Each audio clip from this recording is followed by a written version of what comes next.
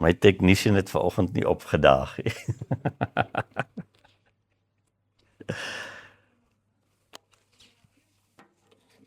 Kom ons vra die Here om ons te help met sy woord vanoggend. Vader, as ons gehoor het hoe U saam met ons sug, Here, en dat daai sug wat in die Gees plaasvind, ons soveel help om U beter te dien. Dan hoor ons die uitroep van vreugde vanoggend en ons is dankbaar daarvoor, Here. Dan wil U ons help om te verstaan wat dit vir ons beteken en dat ons onafskeidbaar van U is. Amen. Ons fokus en ons is nou op die einde, ons kom nou by die einde van daai fokus wat onder die krag tot redding van Christus plaasvind. Dat ons sal verander na Christus se vorm deur die Heilige Gees. En die vraag wat ons die laaste 2 kere gevra het is nou maar goed, die Heilige Gees is in ons vorm na Christus, wat motiveer ons om dit te doen? En ons het deur verskeie punte gewerk, want die hele hoofstuk 8 is daarvoor vir ons opgestel, om ons stap vir stap te ontwikkel en aan te beweeg. Die eerste punt wat ons gesien het is dat ons staan onder geen oordeel meer nie. En ons leef waarlik as gevolg van God se Gees in ons. Dis ware lewe. Maar ons het ook gesien dat ons onder 'n verpligting staan dan, want dis die Heilige Gees in ons. Ons staan onder 'n verpligting om verander tot Jesus se beeld. En dan het ons gevra, nou, hoe is dit vir ons prakties moontlik? Hoe gebeur dit met ons? En hoe motiveer ons, en die eerste ding wat ons gesien het is, dit gebeur in ons omdat ons ware kinders is van God, deur sy Gees, wat in ons are vloei. Dis jou pa se bloed wat deur jou vloei, wat jou motiveer. En ons het ook gekyk na daai lang uitkyk wat ons vertrou hierdie deur die Heilige Gees wat die verandering waarborg in ons dat God ons sal verheerlik. En dit skep die verwagting in ons daartoe dat ons gaan verander. En dan laastens het ons gesien God het ons lief en is besig om te vervul dit waartoe hy ons bestem het, en hy gaan dit doen. Hy het gesê, hy sal dit doen. Dit was die laaste vers 28 tot 30 gewees wat ons dit gesien het.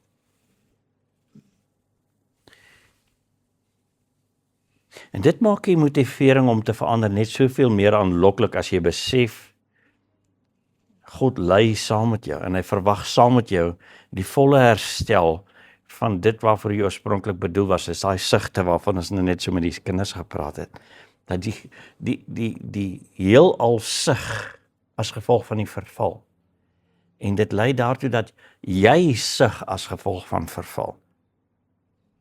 Maar jy is nie alleen in daai sug nie. Die Heilige Gees sug saam met jou, want hy weet presies wat beteken hierdie verval, en hy wil dit verander.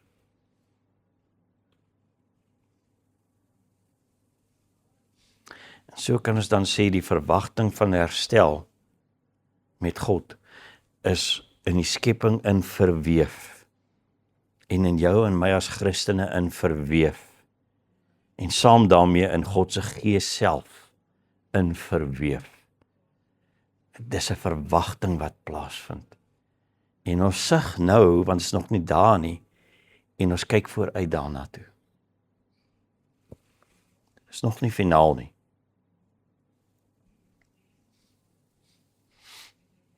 Nou as dit waar is,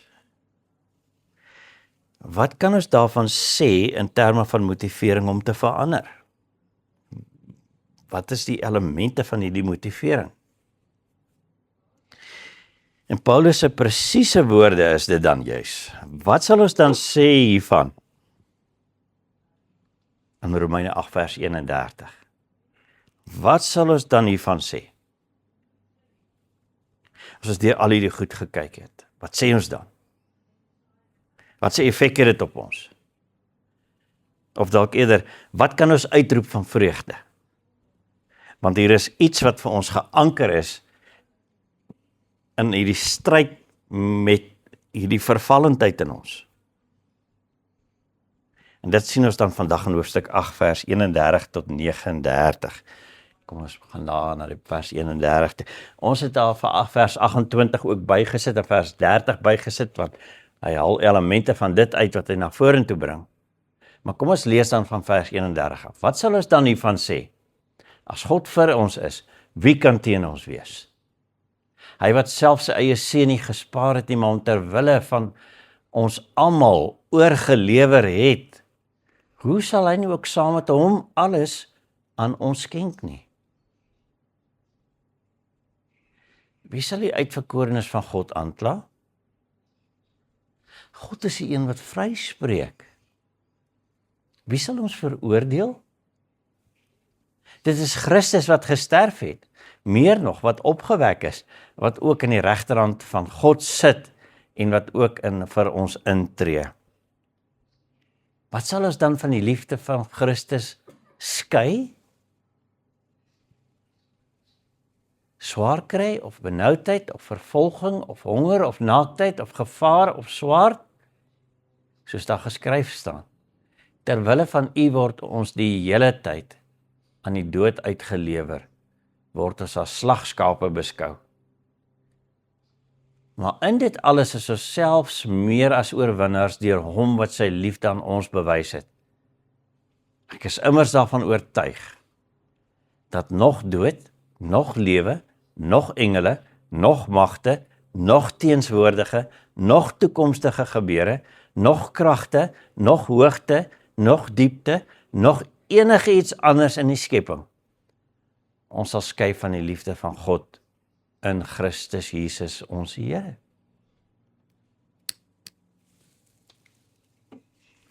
Dis twee elemente wat ons vandag moet raak sien. Een, ons sien 'n probleemstelling raak van my ervaring van hierdie sug waaroor ons laas gepraat het. Dit skep 'n gaping in my verwagting van herstel en die realiteit wat ek ervaar is nog oorweldigend. Dit gaan nie so goed soos wat ek gedink het dit moet gaan nie. Ek sukkel nog steeds met hierdie vervallendheid. Daar is druk op my van alle kante af. En ek voel oorweldig, dis die een kant. Aan die ander kant uit hierdie stuk uit sien ons dat daar's versekerings wat vir ons gegee word. So kom ons kyk eers na, wat is die druk wat op ons geplaas word? As ons teen die stroom begin swem.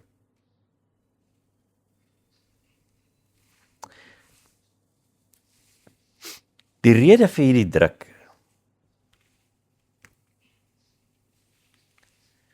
is daar's altyd weerstand wat gaan voorkom, sodra ek in die stroom van vervallendheid omdraai, na die Here se heerlikheid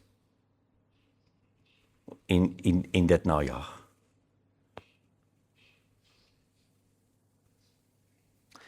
En ons teks praat vanoggend van 4 soorte weerstand wat ons gaan ervaar. Kom ons kyk eers na die weerstand, en dan gaan kyk ons na die goeie. Die eerste weerstand wat ons sien, is in vers 31 en 32. Wat sal ons dan hiervan sê? As God vir ons is, wie kan teen ons wees?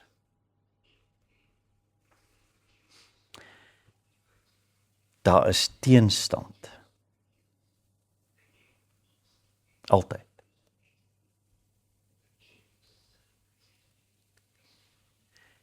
In jou verhoudings, wat jy het, wanneer jy omdraai, sal daar die wees wat nie wil hê jy moet verander nie. Hulle wil nie hê jy moet verander nie. En dit gaan die status quo verander. En wat hulle nie gaan pas nie. Dit gaan hulle ongemaklik maak. En daarom gaan hulle teenkanting gee. Die tweede punt wat ons sien waarin ons hierdie weerstand ervaar, is in vers 33. Wie sal dan die uitverkorenes van God aankla? God is die een wat vryspreek. Wie sal ons veroordeel? Die tweede punt is, daar's aanklagte teen jou. Omdat mense ongemaklik raak met jou verandering, gaan mense jou stryd met sonde teen jou hou in jou pogings om te verander. Want dit gaan nie elke keer perfek werk nie. En hulle gaan vir jou sê, jy is mos 'n Christen. Hoekom sukkel jy hiermee? Jy moet mos nie meer sukkel hê, man. Maar nou sukkel jy. Of, hoekom kon jy hierdie teenoor my, hoe kon jy hierdie teenoor my gedoen het? Jy is mos die Christen, nou tree jy so op.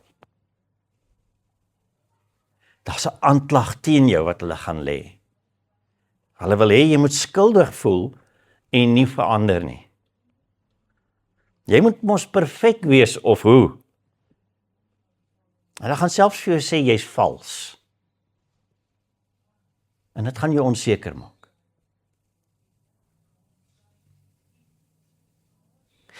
Die derde punt het ons dan ook hier in hoofstuk vers 34. Wie sal ons veroordeel? Jy gaan veroordeel word. Mense gaan nie hou van wat jy doen nie. Jy gaan veroordeel word van valsheid, van skynheiligheid, as jy jou ou patrone laat vaar en poog om anders te wees in die verhoudings wat tog wel voortbestaan uit jou verlede uit. Jy het 'n Christen geword, daai verhoudings het voor die tyd bestaan, hulle gaan saam met jou, en nou is daar druk op hulle, en hulle gaan vir jou sê, luister, jy's vals. Dis nie hoe jy was nie.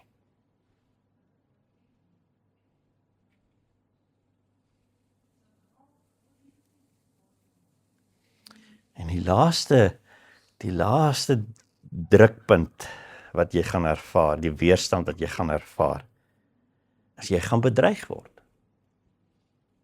Vers 35 en 36. Kom nou. Ja, sê. Wat sal ons van die liefde van Christus skei? Is die vraag. En jy gaan bedreig word, want swaar kry, benoudheid, vervolging, honger, naaktheid, gevaar of swaard. En dan maak Paulus hierdie stelling. Hy haal dit uit die Ou Testament uit. Terwille van u word ons die hele tyd in die dood oorgelewer, soos slagskape beskou. Dit geweld, verbale geweld teenoor jou. Selfs fisiese geweld. Jy gaan bedreig word. Wat vreesverskeiding van God gaan voortbring in jou.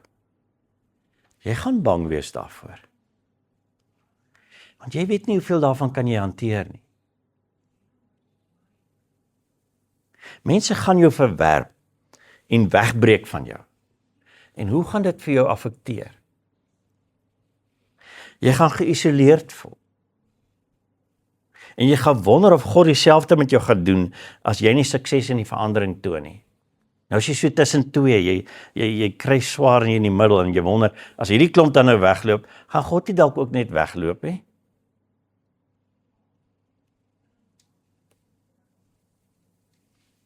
Hierdie is die realiteit van jou stryd, van wat jy onderneem as jy verander. Dit gaan gebeur. En dit gaan ons oorweldig. En dit gaan ons, dit gaan vir ons voel, dit druk ons weg.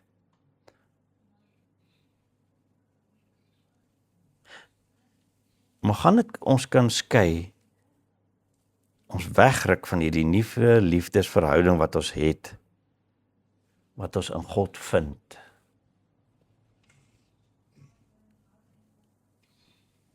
En dis die tweede kant van die saak vanoggend is, jou grootste vraag is seker, As ek deur hierdie pynvolle proses van verandering gaan, hoekom moet ek uitroep van vreugde?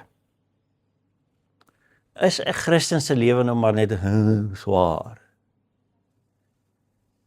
Is daar vreugde in hierdie proses? Wat motiveer my? Of is alles net vrees gebaseer? En Paulus maak ons nou bewus in hierdie selfde stuk van 6 waarhede wat rus op wat jy sopas geleer het oor God se houding teenoor jou. Eerste punt wat hy maak, kom al reeds uit ons vorige stuk uit vers 28 uit. Ons weet dat God alles ten goeie laat meewerk vir hulle wat hom lief het, vir hulle wat volgens sy voorneme geroep is. Die direkte vertaling sê, vir hulle wat hy lief het.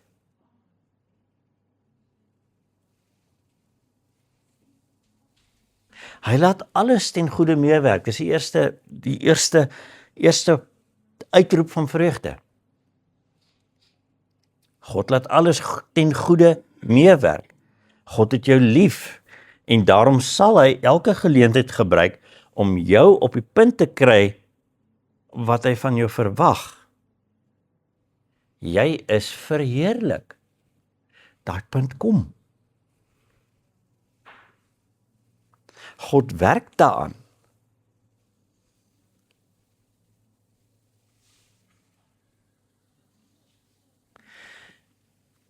Ons moet besef dat omstandighede, soos wat ons nou deur hierdie 4 drukpunte gesien het, hierdie 4 weerstande, want dis omstandighede. Omstandighede is in God se oë die beste moontlike instrument om jou te vorm, om jou te verander. Want hy sal nie toelaat dat jy vernietig word nie. Hy gaan dit gebruik om jou te verander.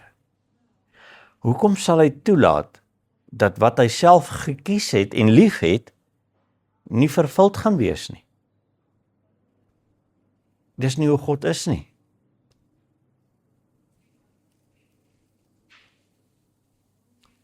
Die tweede uitroep van vreugde is, juis daarom sal hy jou in sy heerlikheid openbaar. Dit is sy doel. Hy gaan jou openbaar in sy heerlikheid. Hy vat jou by die hand nou, en hy stap met jou die pad deur sy Heilige Gees, tot op daardie punt. Dis waartoe hy op pad is met jou. Vers 30. En diegene wat hy vooruit bestem het, het hy geroep. En diegene wat hy geroep het, het hy ook vrygespreek. En diegene wat hy vrygespreek het, het hy ook verheerlik. Maar dis dan nou nog in die toekoms Norman.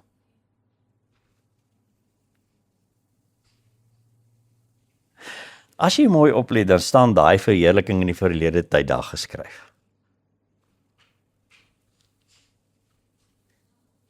En Paulus skryf dit in die verlede tyd, so oortuig is hy, dat God dit sal doen. Dis 'n afgehandelde saak.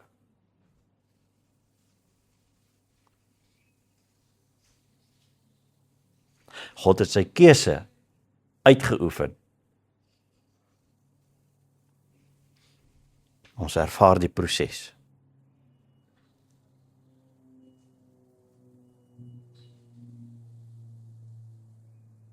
Maar dit kan nie 'n afgehandelde saak wees as jy die proses van verandering vermy nie. Let op wat as hy sê, is God sal jou verander. Wil jy die proses vermy?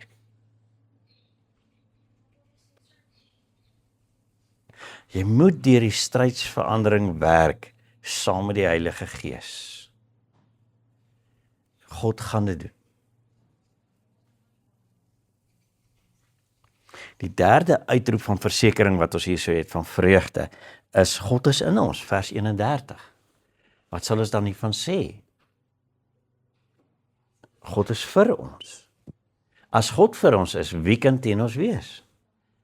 Hy wat selfs nie sy eie seun gespaar het nie, maar hom ter wille van ons almal oorgelewer het, hoe sal hy nie ook saam met hom alles aan ons skenkie? God is vir ons.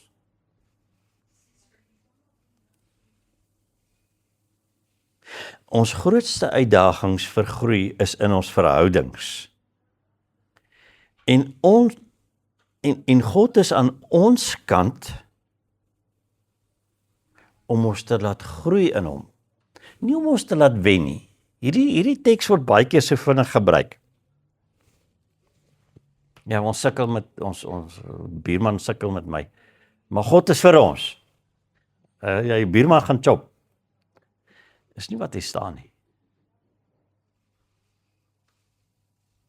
Dit is juis dat God jou gaan verander. God is vir jou. Hy het daai einddoel in gedagte en hy gaan vir jou optree om die einddoel te bereik. Jy sal verheerlik wees. As God vir ons is, deur watter interaksie in ons verhoudings word ons regtig bedreig? Dink 'n bietjie mooi daaraan. Is daar regtig vir jou 'n bedreiging in daai verhoudings wat ons hier verduidelik het, hierdie teenkantings, hierdie weerstande? Is daar regtig iets wat jou daaruit gaan bedreig? Wat ons nie eintlik as 'n geleentheid tot groei kan gebruik nie? Maar eerder verdedigend nou moet optree, want God kan nie hierdie ene handle nie. God sal altyd by jou wees. God is aan jou kant. Hy is vir jou. Jy kan deur daai proses gaan om Christus te wys in daai situasie en te verander. Dis jou getuienis. Jy is veilig in die Heilige Gees om Jesus se voorbeeld te toets, te volg en in te oefen, sodat sy heerlikheid in jou begin wortel skiet. Dis die proses. Dis hoekom God vir jou is.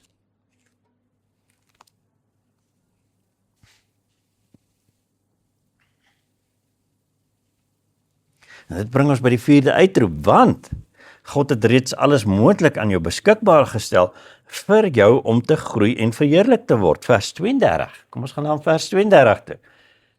Hy wat selfs nie sy eie seun nie gespaar het nie, maar hom ter wille van ons almal oorgelewer het, hoe sal hy nie ook saam met hom alles aan ons skenk nie?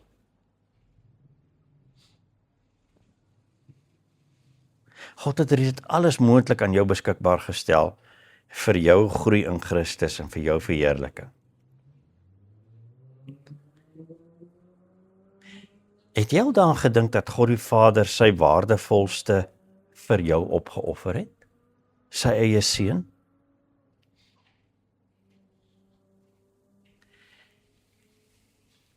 God het nie nodig gehad om dit te doen nie. God kon die heelal opgeoffer het en sy seun behou het. Maar hy het nie. En daar is 'n rede. Hy's lief vir jou.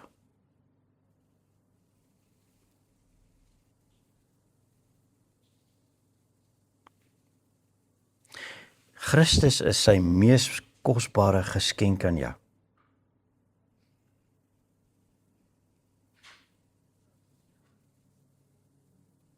En daarom gee hy alles wat jy nodig het vir jou om te kan groei.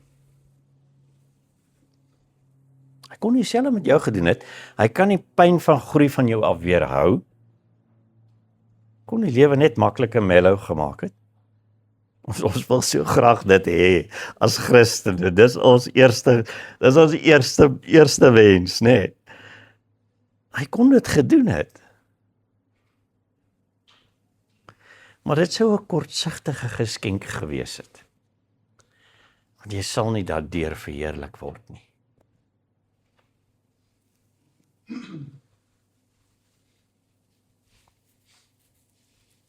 Ons 5de uitroep van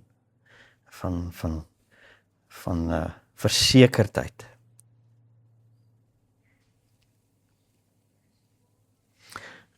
is dat God sien ons nie meer as skuldig of aangekla nie.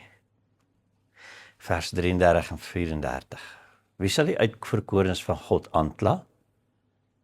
God is die een wat vryspreek. Wie sal ons veroordeel? Dit is Christus wat gesterf het, meer nog wat opgewek is, wat ook in die regterhand van God sit, en wat vir ons intree. God sien ons nie meer as skuldig of aangekla nie, want Christus het dit vervul. Maar hoe sien jy jouself?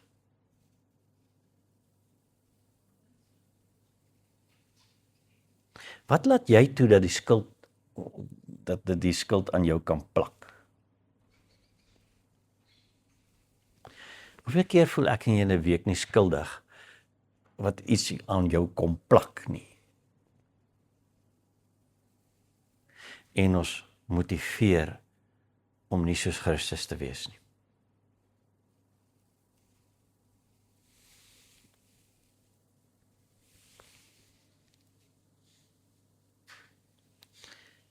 Vind ons onsself nog val in dit wat reg en dit wat goed is in Christus? Ja, absoluut. Ons val elke dag. Maar ons het iemand wat vir ons intree.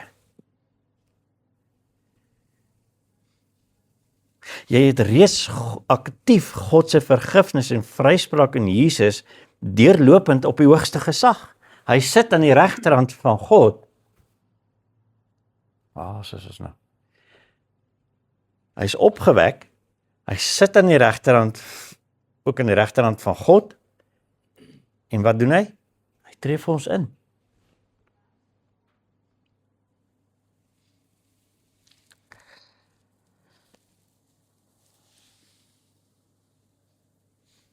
Jy het vryspraak en vergifnis deurlopend op die hoogste gesag, terwyl jy stry teen sonde.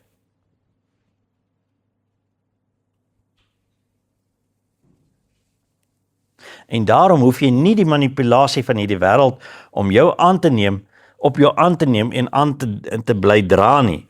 Maar jy kan kreatief daaraan werk om die patrone te oorkom sonder skuldgevoelens. Maak nie saak wat se weerstand die wêreld teenoor jou toon nie. Hoe hulle jou manipuleer nie. Hoe hulle jou verwerp nie. Wat se verwagting hulle op jou stel nie. Jy is vry om te groei.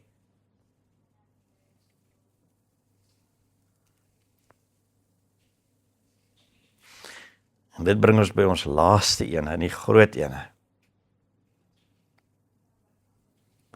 Jy roep uit, ek is onskeidbaar van God en sy liefde vir my. Vers 35 tot 39. Ons lees net eers vers 35. Wat sal ons skei van die liefde van Christus skei? En dan noem hy swaar kry, of benoudheid, of vervolging, of honger, of naaktheid, of gevaar, of swaard. En dan sê hy, daai stuk in die Ou Testament, dat dis hoe die wêreld jou gaan probeer, dis wat die wêreld met jou gaan probeer doen. Dis wat die weerstand met jou gaan probeer doen. Hy gaan vir jou soos 'n skaap vat, en hy gaan jou wil slag.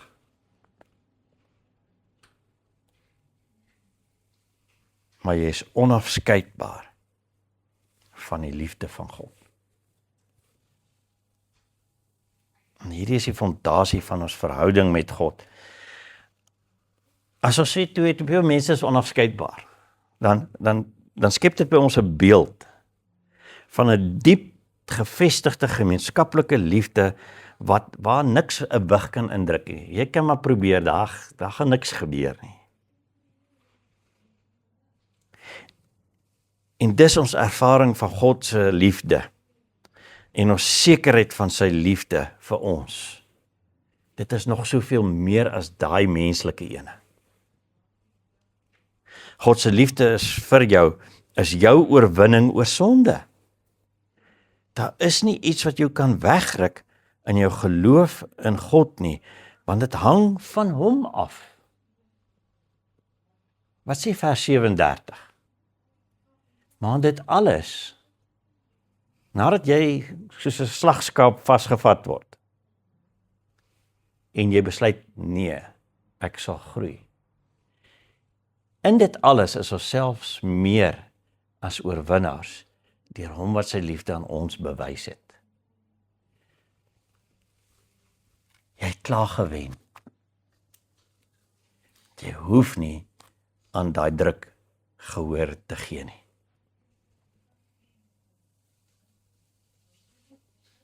God se liefde vir jou is jou oorwinning oor sonde. En daar is nie iets wat jou kan wegruk uit jou geloof in God nie. Want dit hang van hom af. Nie van jou nie.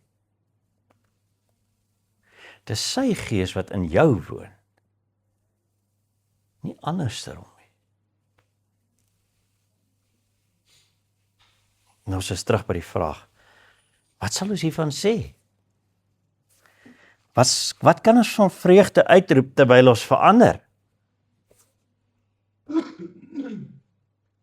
En die vraag wat natuurlik die hele tyd voor ons staan, wat so voor ons verby speel, en ons probeer antwoord, wat gaan ons oorweldig? En gaan dit toelaat dat ons God weer verloor?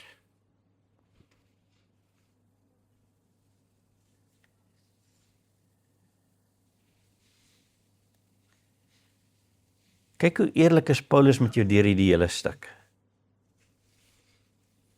Jou stryd is 'n realiteit, dit gaan gebeur. Jy gaan sukkel. Die wêreld gaan teenstand toon.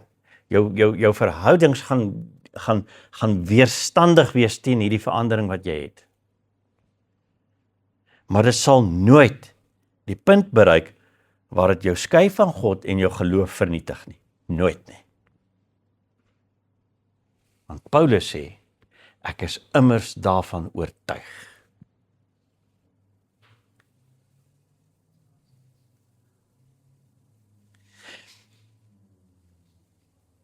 Die slotsom is in vers 37 waar God bewys.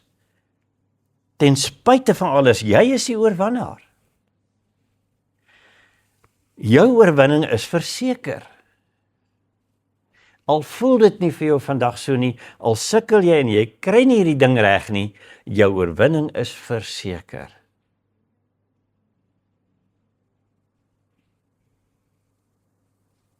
En die rede daarvoor? Die rede is net een ding.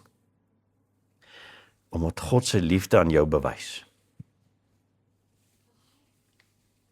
Vers 37 sê, ons is selfs meer as oorwinnaars deur hom wat sy liefde aan ons bewys het.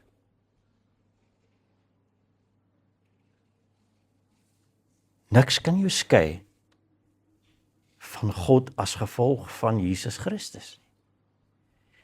Christus het veroorsaak dat niks jou kan skei nie.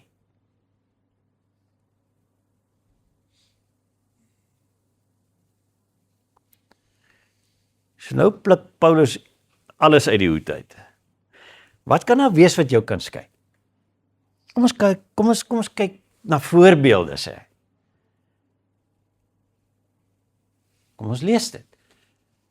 Ek is immers oortuig daarvan dat dood, nog lewe, nog engele, nog magte, nog teenswoordige, nog toekomstige gebeure, nog kragte, nog hoogte, nog diepte, nog enigiets anders in die skepping, ons kan skei van die liefde van God en Christus Jesus ons Here. Kan nie. Wat kan daar wees? Wel, volgens Paulus, niks nie. Nou hierdie pluk hy nie net uit die hoed uit hier langs die kant nie. Jy kan doodgaan of bly lewe. Dit sal jou nie skei nie. Dis hoe die lewe is. Jy kan met engele of een of ander gesag te doen kry wat jou bedreig. Nee. Gaan jou nie skei nie. Jy kan met huidige of toekomstige gebeure te doen kry. Môre is hierdie wêreld van ons aan die brand.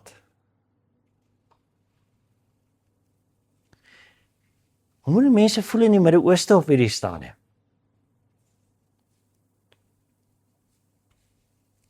sonder effek. Dit kan jy nie van Christus en sy liefde skei nie. Goed? OK. Wel, Paulus, enige krag of fisiese ervaring van skeiding? Nee. Enigiets wat die skepping na jou kant toe kan gooi. Meteoriet, ons het al gesien, die aarde is nou voorheen vernietig met 'n meteoriet, wat 'n groot asteroïde, wat ek al. Nee, kan nie. Hierdie oortreffendheid van God, van Paulus se voorbeelde, raak eintlik half laf. Want hy spreek sy oortuiging uit as gevolg van sy eie ervaring. Hy is deur hierdie goed. Hy is met klippe gegooi en gelos vir dood. Hulle het hom onder deur die boot paar keer getrek. Hy is deur al hierdie goed. En dit is getoets. En hy het gevind, dit kan hom nie van Christus skei nie. Kan hom nie van God se liefde skei nie. Hy is die voorbeeld. Hier's wat ons hier uit moet leer.